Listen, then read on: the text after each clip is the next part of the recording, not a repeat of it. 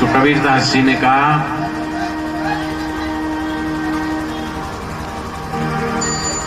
कि गले में कंठी बांध लेने से या केवल हाथ में जपमाला लेने से कोई भगवान का भक्त नहीं बना जाता। की भक्ति जैसे मनुष्य भूख और प्यास से छटकता हो, छटपड़ाता हो, भगवान का स्मरण ऐसे करो जैसे कोई राह भटक जाए और अपनी मंजिल पाने के लिए ताकते रहता। वास्तविक घर तो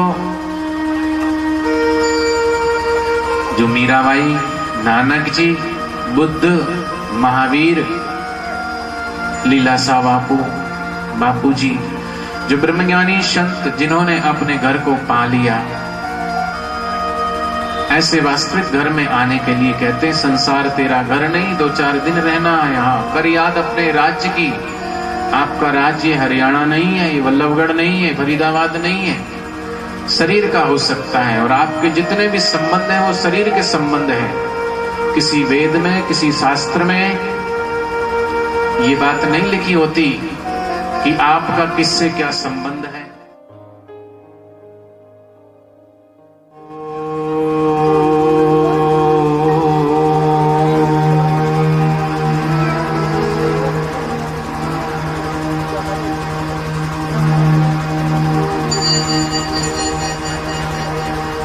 भगवान की भक्ति का, कीर्तन का, सत्संग का आनंद चाहिए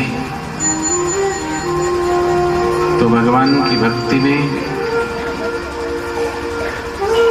एकाकार चित्त को एकाग्र करके और थोड़ी देर भगवान के नाम कीर्तन में तल्लीन होकर के भगवान का सुमरन कैसे करना चाहिए। भगवान का सुमरन कबीरदास जी ने कहा कि माला तो कर में फिरे, जीव फिरे मुख माही, मनवा तो 34 फिरे, ये सुमरन नाही। भगवान का सुमरन अगर करना है तो भले ही जितनी देर आप बैठे तो सिर्फ भगवान के होकर बैठे। पुत्र और परिवार के मोह और ममता के दुकानदारी को लेकर भगवान की भक्ति में ना बैठे। माला तो हाथ से घूम रही है लेकिन चिंतन दुकान का चल रहा है। बैठे तो यहाँ है लेकिन आप स्थूल देह से यहाँ बैठे हैं, लेकिन आपका अंतवाहक शरीर मन से आप जहाँ हैं आप वास्तव में वहीं होते हैं। तो भगवान की भक्ति में मनसा वाचा कर्मणा एकाकार होकर के अगर आप चाहते हो कि हमें वो भीतर का आनंद, तृप्ति, संतुष्टि मिले तो भगवान का नाम ऐसे जपना चाहिए कि सुमरन ऐसा कीजिए खरे निशाने चोट, मनीश्वर में लीन हो हिले न जीवा हो। कीर्तन एक माध्यम है, सत्संग एक माध्यम है चित्त को एकाकार करने के लिए।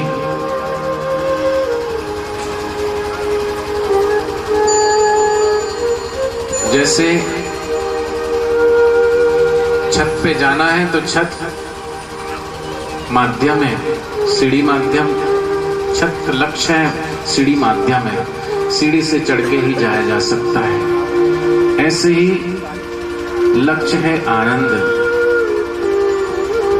आनंद तक पहुंचने के लिए जब तक हम एकाकार नहीं होंगे भगवान की भक्ति में तब तक आनंद नहीं मिलेगा। पुण्य जरूर मिलता है लेकिन पुण्य का फल कालांतर में मिलता है। सत्कर्म करने से, सेवा सुमरन दान पुण्य करने से कालांतर में पुण्य का फल मिलता है, लेकिन भगवान की भक्ति का फल अगर चाहते हैं प्रत्यक्ष तो भगवान के साथ प्रेमा भक्ति का प्रसाद तो प्रत्यक्ष मिलता है। मीराबाई ने भगवान की भक्ति करी। योगी योग करता है, जपी जप करता है, तपी तप करता है, चित्त की वृत्तियों का निरोध करता है, फिर वो करना पड़ता है, कर्ता मौजूद रहता है। और जब तक कर्ता मौजूद रहता है तब तक वो अपने आप में डूबा नहीं, भीतर गया नहीं। कर्ता का मैंपना खो जाए और वास्तविक में जो मैं है वो रह जाए। मीराबाई का तंबूरा बजा तो बस भगवान की भक्ति में वो लीन हो जाती है। मीराबाई जो भी गाती है वो सब भक्तिमय होता है, आनंदमय होता है। और न भूतो न भविष्यति, भूत और भविष्य में उसका आनंद नहीं, प्रत्यक्ष वो भगवान की भक्ति में लीन मीराबाई को तुरंत आनंद मिलता है।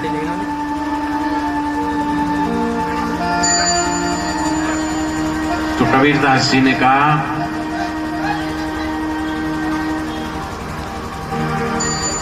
कि गले में कंठी बांध लेने से या केवल हाथ में जपमाला लेने से कोई भगवान का भक्त नहीं बन जाता, किंतु भक्त और भगवान के बीच में श्रद्धा और भक्ति का ही नाता है। जैसे धागा के आधार पे मन के टिके हैं, ऐसे ही श्रद्धा और भक्ति के आधार पे भगवान का वो आनंद प्रेम छुपा है। भगवान से संपर्क जोड़ने के लिए मन की एकाग्रता होनी चाहिए। और साधक को भगवान का स्मरण किस प्रकार से करना चाहिए? ऐसे करो जैसे चकवा चकवी सूर्य का स्मरण करते हैं। चकवा चकवी सूर्य उदय होने का इंतजार ऐसे एकाग्रता से करते हैं। ऐसे भगवान का चिंतन करो जैसे चातक पक्षी मेघ का इंतजार करता है कि मेघ कब बरसे और वो अपनी उस मेघ के शीतल जल से अपनी प्यास बुझाए, वो इंतजार में रहता है। भगवान का भजन ऐसे करो जैसे जल बिन तड़पती हुई मछली जल से बाहर आते ही छटपटाती है और जल में जाने के बाद उसको कैसी शांति और आनंद महसूस होता है। ऐसे भगवान का सुमरण हो जैसे चकोर चंद्रमा का स्मरण करता है। भगवान का सुमरण ऐसे हो जैसे डूबता हुआ आदमी सिर्फ जल से बाहर निकलने के लिए आतुर रहता है, व्याकुल रहता है। भगवान का सुमरण ऐसे करो जैसे एक ईवान नववधू का पति मर जाए तो उसको जो दुख होता है और अपने पति का उसे स्मरण आता है बार बार, ऐसे भगवान का स्मरण होना चाहिए। ऐसे करो भगवान की भक्ति जैसे मनुष्य भूख और प्यास से छटकता हो, छटपड़ाता हो। भगवान का स्मरण ऐसे करो जैसे कोई राह भटक जाए और अपनी मंजिल पाने के लिए ताकते रहता है। ऐसे कुछ क्षण भगवान की भक्ति के लिए, भगवान से प्रेम करने के लिए निकालना चाहिए। जब तलक है जिंदगी कभी फुर्सत ना होगी काम से, कुछ समय ऐसा हो जब प्रेम हो भगवान से। तो आप भगवान को प्रेम करोगे तो आप प्रेम स्वरूप हो जाओगे। भगवान की मांग किसी को नहीं है, और भगवान की मांग अगर है भी तो आप भगवान से कोई क्या चाहता है? सुख चाहता है, आनंद चाहता है। तो भगवान को चाहने के पीछे भी मांग तृप्ति और आनंद की है। तो आनंद सबकी मांग है, तो वो आनंद बाहर से लाना नहीं है। सदगुरु कहते हैं कि अपने भीतर वास्तविक में वो आनंद का दरिया लहरा रहा है, उमड़ रहा है। उस आनंद स्वरूप स्रोत से जुड़ना है, कहीं जाना नहीं, कहीं से लाना नहीं है, क्योंकि आपके स्वरूप का, स्व का वो आनंद है। अगर वो बाहर का होता तो कहीं से आता, अगर वो कहीं मिलता तो उसे कहीं से लेके आते, लेकिन उसे न लाना है न कहीं जाना है। अपने भीतर, घट के भीतर जो आपका वास्तविक स्वरूप है, उस स्वरूप में टिकना है। हम विचारों की दुनिया में मन के आवेग से भागते रहते हैं बाहर, दौड़ते रहते हैं बाहर। हम इन 5 विषयों की, 5 इंद्रियों के पीछे दौड़ दौड़ कर सोचते हैं कि कहीं धन में सुख होगा, धन कमाओ, धन के अंबार लगाओ। लेकिन जिनके पास धन है उन धनवानों से पूछो तो उनको रात को नींद नहीं आती। इससे सिद्ध होता कि धन में सुख नहीं है। कोई व्यक्ति सोचता है कि सौंदर्य में, रूप में सुख होगा तो रूपवानों से पूछो, उनका वही हाल होता है जैसे पतंगी बरसात के दिनों में लाइट पे टकरा टकरा के मर जाते हैं। कामी काम के पीछे हमेशा काम का चिंतन करता है। ये बाह्य इंद्रिय जनित सुख से हमें आनंद नहीं मिलेगा, और सुख भीतर से हमें ऐसा आभास होता है ये विषय मिलने पर भी कि हमें सुख आ रहा है, लेकिन वास्तव में वो सुख खुद का होता है, पर का नहीं, स्वा का होता है। कुत्ता अगर हड्डी चबाता है और सोचे कि मुझे हड्डी में सुख मिल रहा है तो आपको हंसी आएगी। ऐसे ही विषय मनुष्य ये सोचे कि मुझे विषय सुख आ रहा है, लेकिन सुख विषय का नहीं है, इंद्रियों का सुख है। और इंद्रियगत सुख तो जड़ता देते हैं, थका देते हैं, लेकिन इंद्रियों से परे एक स्वा का सुख है, खुद का सुख है। और वो सुख का सत्संग में आकर सदगुरु के चरणों में बैठ करके सत्संग की धारा प्रवाह में अपने आप को छोड़ देना। जैसे बहती हुई नदी में, तिनका बहती हुई नदी में सूखा पत्ता तैरता है, वैसे तैरने लगे। कीर्तन की धारा प्रवाह में वो कीर्तन में ऐसा जुड़ जाए कि सुनने वाला ना रहे, बस खो जाए। और सत्संग में कभी निर्णायक और दृष्टा बन के ना बैठे, देखते रहे कौन आ रहा है, कौन जा रहा है, कौन क्या कर रहा है। तो आप ठीक है, आके आप बैठ गए, आपको बुलाया गया है, न्योता दिया है, तो चलो। जो नहीं आए उनसे तो आपको धन्यवाद है, पुण्य तो होगा। लेकिन कौन से धर्म में?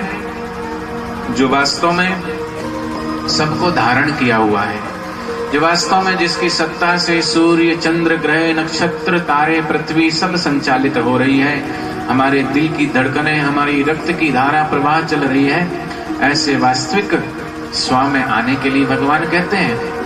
भगवान कोई मत पंथ और मजहब में आने के लिए बात नहीं करते कि भगवान कौन से हिंदू धर्म में या सिख धर्म में, बौद्ध धर्म में, ईसाई धर्म में आने के लिए कहते हैं। स्वधर्म में आने के लिए कहते हैं कि आपका स्वधर्म क्या है। आपका जो नाम है वो आप नहीं हो। आप जिस परिवार में रह रहे हैं वो परिवार भी आपका नहीं है। जिस गेह में, जिस देह में, जिस घर में आप रह रहे हैं वो आपका नहीं है। ये तो एक संयोगिक, जैसे वृक्ष से पत्ता टूट के दूर उड़ के चला जाता है, या उसका बीज गिर करके हवा में दूर चला जाता है और फूट जाता है, ऐसे ही हमारा और कुटुंबों, परिवार का मिलना एक संयोगिक है। कौन कहां से आया है, कौन कहां जाएगा, कोई पता नहीं, एक संयोग। और संयोग को सच्चा मान लेना नादानी है, मूर्खता है, क्योंकि हम सब मुसाफिर हैं। मंजिल हमारी ये घर नहीं, मंजिल हमारा ये परिवार नहीं, मंजिल हमारा ये धन कमाना नहीं, मंजिल तो हमारे स्वरूप में आना है। संसार तेरा घर नहीं, 2-4 दिन रहना यहाँ। अपना वास्तविक घर तो स्वधाम है, परमात्मा का धाम है। ईंट चूने और पत्थर का बना हुआ मकान को अपना घर मत मान लेना, वो तुम घर नहीं, मरघट है। बोले मरघट नहीं है, मरघट तो शमशान घाट को बोलते हैं। शमशान घाट में तो जब श्वास खत्म हो गए और शरीर मृत हो गया तो वहां जहां राख कर दिया जाता है, जला करके शव को मसान के हवाले कर दिया जाता है, वो शमशान है। मरघट वो है जहां आपके प्रति क्षण प्राण घट रहे हैं, श्वास घट रहे हैं, और वो मरघट में नहीं, घर में घट रहे हैं, इसलिए उसका नाम मरघट है। आपका वास्तविक घर तो जो मीराबाई, नानक जी, बुद्ध, महावीर, लीलाशाह बापू जी, जो ब्रह्मज्ञानी संत जिन्होंने अपने घर को पा लिया, ऐसे वास्तविक घर में आने के लिए कहते हैं संसार तेरा घर नहीं, 2-4 दिन रहना है यहाँ। कर याद अपने राज्य की। आपका राज्य हरियाणा नहीं है, ये वल्लभगढ़ नहीं है, फरीदाबाद नहीं है, शरीर का हो सकता है। और आपके जितने भी संबंध हैं वो शरीर के संबंध हैं। किसी वेद में, किसी शास्त्र में ये बात नहीं लिखी होती कि आपका किससे क्या संबंध है।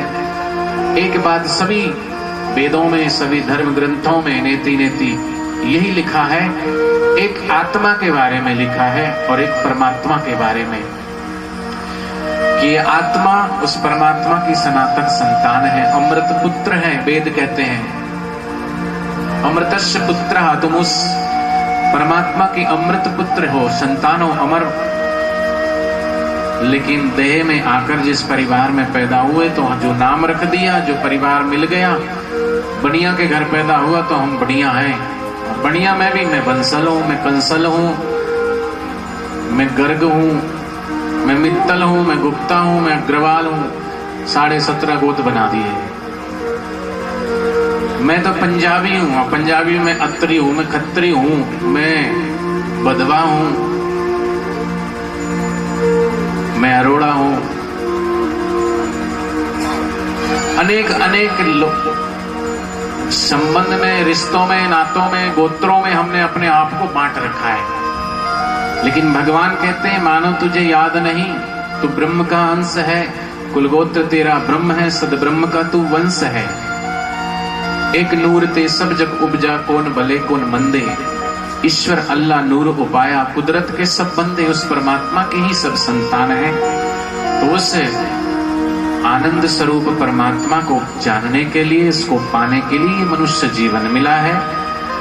आप परिवार बढ़ा लो या धन कमा लो, अच्छी कोठी बना लो, अच्छी गाड़ी ले लो, बंगला ले लो, इसके लिए जीवन नहीं मिला है। ये तो साधन है, साध्य नहीं।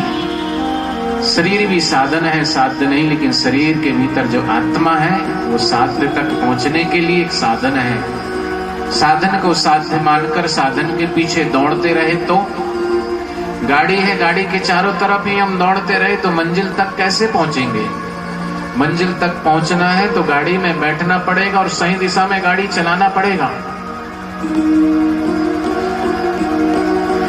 और यात्रा जहां जा रहे हैं वहां का हमें रास्ता भी पता होना चाहिए कि जा कहां रहे हैं, लक्ष्य क्या है, ये पता होना चाहिए। कईयों को तो पता ही नहीं होता, जैसे बच्चे को पता नहीं होता कि बच्चा पढ़ क्यों रहा है, पूछो तो बोले पता नहीं, कुछ सोचा नहीं। ऐसे इस जीव से पूछो कि तू जी रहा है किस लिए, तो उसे पता नहीं वो किस लिए जी रहा है। तो जीवन किस लिए मिला है, जीवन दाता को जानने के लिए, पाने के लिए। तो अभी थोड़ी देर, जितनी भी देर आप यहाँ बैठे, चित्त को एकाकार करके परमात्मा के चरणों में, प्रभु के चरणों में बैठ करके, कीर्तन की धारा प्रवाह में जुड़ करके अपने तन को, अपने मन को प्रभु के चरणों में सौंप के थोड़ी देर भगवान की भक्ति में लीन हो जाए। फिर आंखें खुली है तो भगवान के दर्शन के लिए, हम आंखें खुली भी रखते हैं तो दर्शन नहीं करते। हम मूर्ति को देखें ना तो मूर्ति में मुंह खो जाए, जैसे मीराबाई समान खो जाए उसमें। शब्द सुने तो सुनते सुनते हम अनसुने में चले जाएं। आंखों से भी भगवान के रूप को पीना, कानों से भगवान की श्रवण भक्ति को पीना। कीर्तन जो जन्म जन्म की हमारी थकान को उतार दे, उसका नाम कीर्तन है। हरि ओम।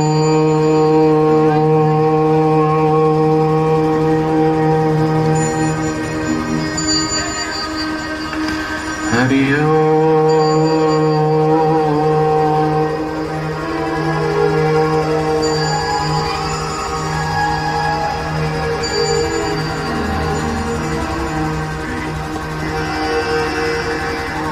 हरि ओम।